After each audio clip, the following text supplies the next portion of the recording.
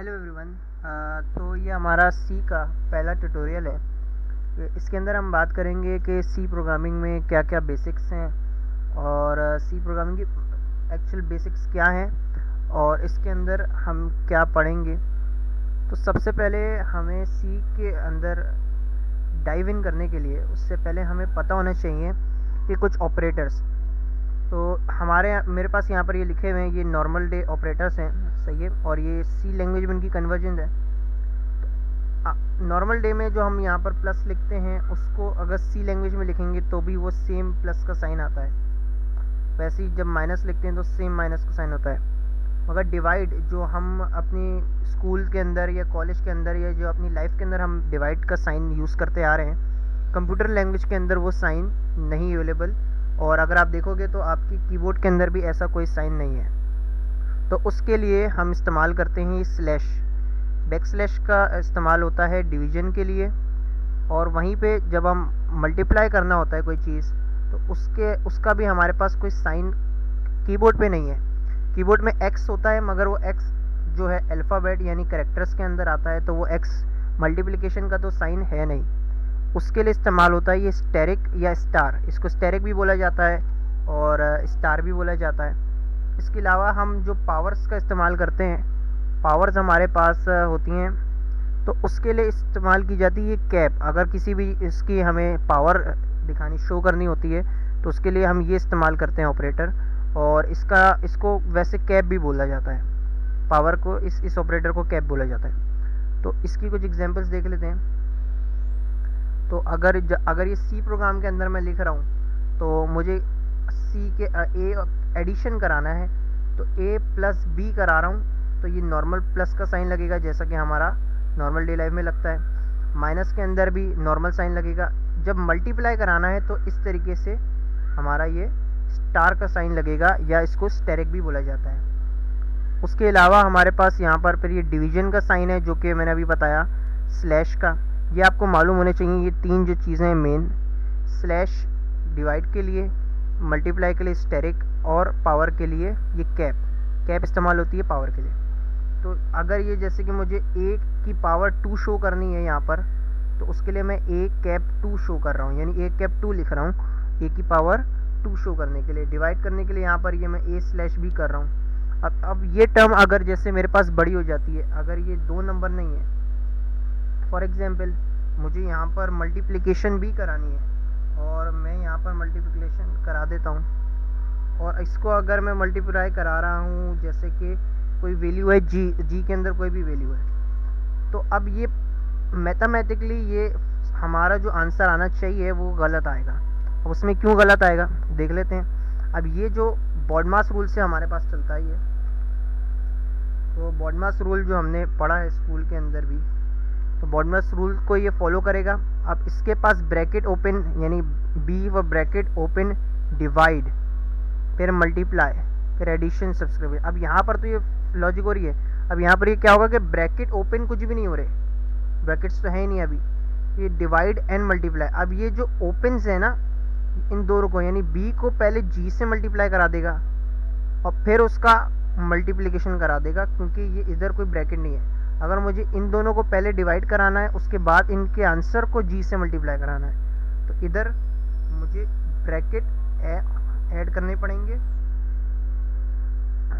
तो उसके बाद ये मल्टीप्लिकेशन सॉल्व, यानी कि जो सही आंसर आता है, एक सही आंसर इससे हम क्रिएट कर पाएंगे। यहाँ पर सी के अंदर क्या काम हो रहा है, ए डिवीजन हो रही है बी से, यानी ए के अंदर जैसे 4 है और यहाँ पर 2 है, तो 4 से 2 डिवाइड हो गया, 2 आंसर आ गया।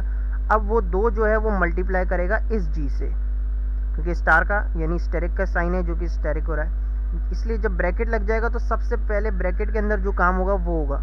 तो हमें जैसे, तो इसकी टर्म इस तरीके से लिखाई जाएगी। इसको आगे हम देखेंगे, इसमें ज़्यादा कंफ्यूज होने की ज़रूरत नहीं है।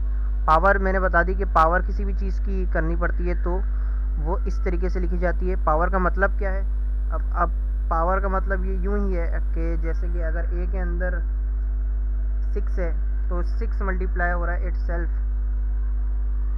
अब ए के ऊपर अगर पावर हो जाती है कि ए की पावर 4 होती है, तो यहाँ पर ये 6 4 दफ़ा खुद से ही मल्टीप्लाई कर रहा है। तो पावर का मतलब ये होता है, तो इसलिए ये पावर का साइन इस्तेमाल हो रहा है यहाँ पर कैप के शॉप में।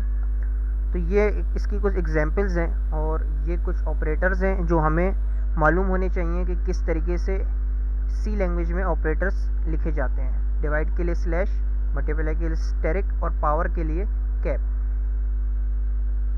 नीचे आ जाते हैं, सिंटैक्स ऑफ प्रोग्राम। एक सी प्रोग्राम दिखता किस तरीके का है। तो ये हमारे पास एक एग्जाम्पल प्रोग्राम है जो यहाँ पर हम देख रहे हैं। इसके अंदर हमारे पास है, सबसे पहले तो आती है ये सिर्फ इतना सा code. This is called library. Library क्या होती है इसके बारे में पता करते हैं। लाइब्रेरी, इससे पहले हम आगे बढ़ जाते हैं, पहले ये लाइब्रेरी है। हम ये आपको अपने किसी भी प्रोग्राम स्टार्ट कर रहे हो तो उसके लिए आपको उसकी लाइब्रेरी ऐड करना लाजमी है। तो लाइब्रेरी के बगैर काम नहीं होगा। सेकेंड पर हम मेन फंक्शन, यानी प्रोग्राम का सोर्स कोड कहाँ लिखा जा रहा है वो यहाँ से हम स्टार्ट कर रहे हैं। ये हमारा स्टार्ट है बेसिकली। ये हमारा प्रोग्राम की लिमिट है जो कि यानी इस ब्रैकेट के अंदर हम शो कर रहे हैं। इस ब्रैकेट के अंदर जो है ये हम सोर्स कोड लिखेंगे जो हमारा काम हो रहा होगा। तो अभी ये क्या कर रहा है, प्रिंट एफ का मतलब है कि स्क्रीन के ऊपर डिस्प्ले कराना। मुझे अपनी स्क्रीन के ऊपर कुछ भी डिस्प्ले कराना है तो मैं इस फंक्शन का इस्तेमाल करूँगा। ये एक फंक्शन है प्रिंट एफ का और इसका इस्तेमाल करूँगा। तो और इसके कोड्स हैं, प्रिंट एफ के बाद में ये दो ब्रैकेट लगाऊंगा, ये राउंड ब्रैकेट जो रेड आ गया आपके पास, और उसके अलावा मैं ये सेमीकोलन क्या कहते हैं इनको, ये लगाऊंगा। और उसके अंदर यानी इसके अंदर जो कोड जो भी लिख रहा हूँ, मैंने डिस्प्ले कराना था हेलो वर्ल्ड। अब मुझे जैसे कि अपना नाम डिस्प्ले कराना है, तो ये मेरा नाम डिस्प्ले हो जाएगा इस तरीके से। ये इससे कहते हैं सेमीकोलन। सेमीकोलन का इस्तेमाल होता है स्टेटमेंट को टर्मिनेट करने का, यानी कि ये जो फंक्शन यहाँ पर चल रहा है ये ये जो फंक्शन पूरा चल रहा है प्रिंट एफ से लेके इसको टर्मिनेट कर रहा है, यानी कि इस फंक्शन को यहाँ पर ख़त्म कर रहा है। ये हर जुमले के आगे जहाँ पर आपका एक फंक्शन ख़त्म हो रहा होगा इस्तेमाल करना लाजमी है। इसके ये बता रहा है कि हमें कि यहाँ पर ये सेंटेंस यानी ये फंक्शन जो है ये ख़त्म हो रहा है। प्रिंट एफ स्क्रीन को डिस्प्ले कराने के लिए होता है और उस डिस्प्ले के अंदर ये डिस्प्ले हो रहा है इन जो भी है इनको कहते हैं, मेरे को नाम याद नहीं है। बाकी ये ब्रैकेट्स आपको राउंड ब्रैकेट लगाने, राउंड ब्रैकेट के अंदर आपको ये, और उसके बाद बीच में जो आप भी लिखोगे वो आपका स्क्रीन पे डिस्प्ले होगा। अब बात आई है लाइब्रेरी। ये लाइब्रेरी क्यों लगाई हमने? लाइब्रेरी कह रहा है, ये देखो इंक्लूड का मतलब तो सिंपल है कि हम इसके अंदर कोई भी चीज़ ऐड करा रहे हैं। अब इसके अंदर है stdio.h, ये लाइब्रेरी है। लाइब्रेरी कहते हैं कि स्टैंडर्ड इनपुट आउटपुट है ये, और h का मतलब है हेडर। लाइब्रेरी के अंदर इसके अंदर स्टोर्ड है कि प्रिंट एफ का क्या मतलब है। जैसे मैंने तो आपको बता दिया प्रिंट एफ का मतलब है स्क्रीन पे डिस्प्ले कराना, मगर कंप्यूटर को क्या पता कि प्रिंट एफ का क्या मतलब है। तो वो इस लाइब्रेरी के अंदर स्टोर्ड है कि प्रिंट एफ की क्या मीनिंग है। प्रिंट एफ की जो मीनिंग है कि प्रिंट करा रहा है, वो स्क्रीन के ऊपर डिस्प्ले करा रहा है कुछ ना कुछ, तो वो किसके इस लाइब्रेरी में इंक्लूडेड है। तो हम इसको इसलिए इंक्लूड करते हैं #include stdio.h, यानी कि हम उसको जो हमारा सी प्रोग्राम है जो कंप्यूटर के एंड पे जब कंप्यूटर उसको रीड करेगा उसको भी पता होना चाहिए कि इस प्रिंट एफ का क्या मतलब है, ये प्रिंट एफ क्या काम कर रहा है। ये जो हमने सेमीकोलन लगाया ये क्या चीज़ है, ये राउंड ब्रैकेट लगाए ये क्या चीज़ है, और ये जो हमने कर्ली ब्रैकेट लगाए ये क्या चीज़ें। तो ये इसके अंदर स्टोर्ड है। ये एक लाइब्रेरी बनी हुई है सी के कंपाइलर में, और कंपाइलर के अंदर ये लाइब्रेरी स्टोर्ड है। अब सी को कंपाइलर क्या होता है, कंपाइलर